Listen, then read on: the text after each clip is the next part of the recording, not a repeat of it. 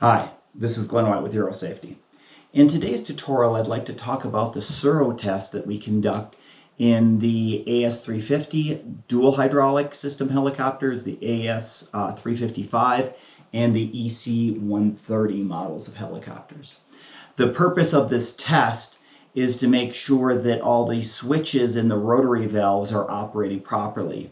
We have 6 rotary valves, 2 per servo in this installation. And they are connected to a single servo light. So we need to make sure that the indicator that tells us if we're on our backup valve on the servo is operating properly.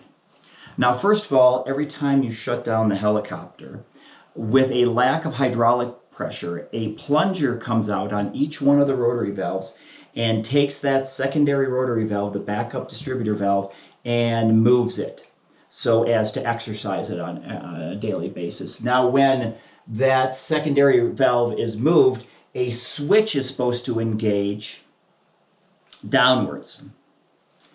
After you start the helicopter, that plunger comes back, and now all the secondary rotary valves snap into their flight position, and they just stay there the rest of the flight unless they're utilized in a jammed rotary valve situation.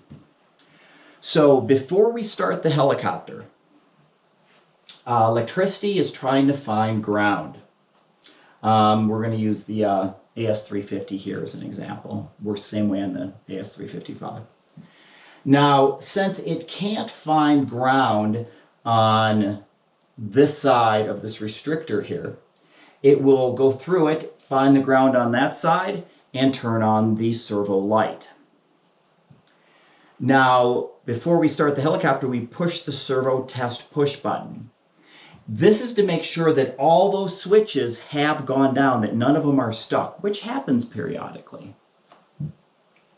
And so we'll push the servo test push button, which closes this relay, and electricity now is routed through all the rotary valves. And as long as all those switches are down, the electricity can make it to ground. Since it found ground on this side, the servo light turns off. Now let's say one of the switches was stuck up. So when the electricity tried to make its way through all the rotary valves, it would get stopped at that stuck up switch on that rotary valve. And which time we know that we need to have maintenance look at it.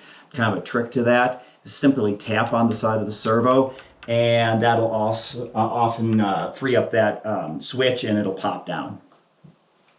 So then after we start the helicopter, since there's hydraulic pressure in both sides, that plunger is pulled back, the secondary rotary valves all go into their flight position, and all the switches go up. Now, when we push the servo test push button this time, since it can't find ground on this side any longer, it goes through the restrictor and turns on the servo light, ensuring that it still works after the system is powered up. I hope that answers any questions with the servo test, and we'll see you at the next Eurosafety tutorial.